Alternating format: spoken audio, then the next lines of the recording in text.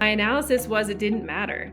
When they found out, let's use pregnancy for an example because it's easy to understand. When they found out they were expecting, they looked around, they might have Googled like a pregnancy leave plan or a parental leave plan, but by and large, they were opening up a brand new document in their Google Suite and they were starting from scratch.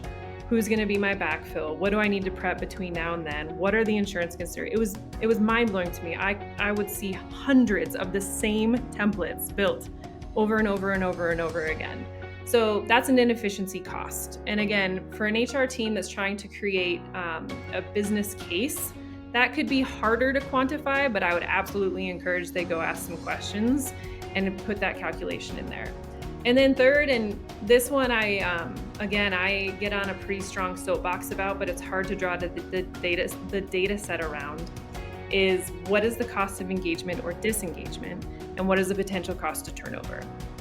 Turnover is the absolute number one most expensive cost center to any org and sits pretty solely in HR's purview.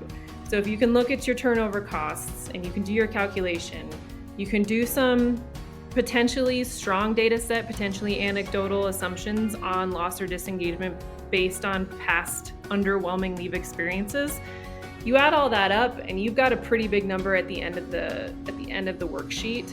And last but not least, and this one we've learned just in the time that we've been having tilt in the market, if a company is doing business in a state that has a paid leave program, the amount of time we're seeing companies, number one, not apply at all for state programs and leaving that money completely on the table, or number two, applying inconsistently or inaccurately and having overages or underages that could result in clawbacks, could result in underpayments, kind of you name it.